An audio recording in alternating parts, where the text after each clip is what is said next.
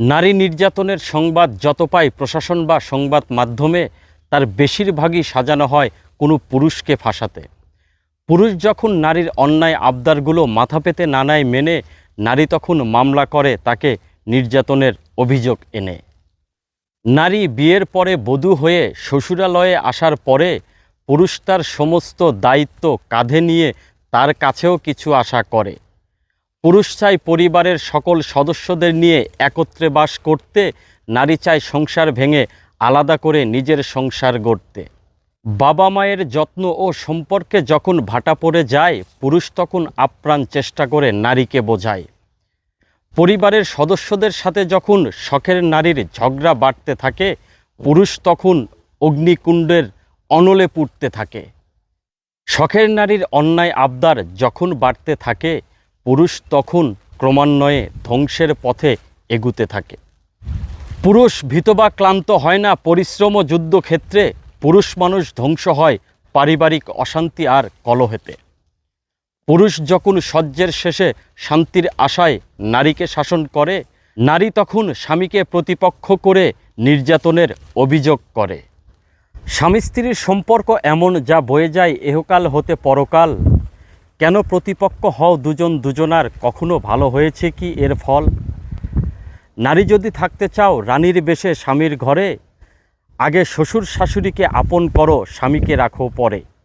স্বামীর সামর্থ্যে সন্তুষ্ট থেকে তাকে মানসিক শান্তি দাও, স্বামীর সর্বোচ্চ দিয়ে পূরণ করবে তুমি যা চাও। নারী তুমি শখের মানুষ পুরুষের কাছে, পুরুষের হৃদয়ে তোমার জন্য প্রচুর ভালোবাসা রাখা আছে। নারী পুরুষের ঝগড়ার মূল কারণ নারীর অন্যায় আবদার, বিচার চাওয়ার অধিকার কি শুধু নারীরই একার? সব নারীরা হয় না এমন, অনেকেই আছে ভালো, নিজে নিজে জ্বলে সংসারে জ্বালায় আলো। পুরুষকে বলছি নারীর কাছে চাওয়ার আগে নিজেকে করো ঠিক, নেশা ছাড়ো, পরিশ্রম করো, চরিত্রবান হও, ভালো নারী চায় না এর চেয়ে অধিক। দর্শক, আমার এই ভিডিওটি যদি কোনো নারী দেখে থাকেন তাহলে আমার উপর রাগান্বিত হবেন না। আমি বলছি না দেশের সমস্ত নারী এই রকম। কিছু কিছু নারী আছে যারা একটা ভালো সংসারকে জ্বালিয়ে পুড়িয়ে ছারকার করে দেয়, একজন পুরুষের জীবনকে নিঃশেষ করে দেয়। প্রতিভাবান বা সম্ভাবনাময় একটা পুরুষের জীবনকে ধ্বংস করে দেয় এমন অনেক নারী। আবার অনেক নারীও আছে যারা নিজেদের ধৈর্য, শ্রম এবং পরিশ্রমে একটা সুন্দর ছোট্ট সংসারকে ফুলের বাগানে পরিণত করে। কেমন হলো, কেমন লাগলো তা জানাতে পারেন। আপনি নির্দ্বিধায় আপনার মতামত বা মন্তব্য উপস্থাপন করতে পারেন, তাতে আমার কোনো দুঃখ নেই। দর্শক, মেঘলা আকাশ, সুন্দর একটি মেঠোপথ দিয়ে হেঁটে যাচ্ছি, তার দুপাশে সবুজ কলাবাগান এবং এই মেঠোপথটিও সবুজ ঘাসে ভরে গেছে।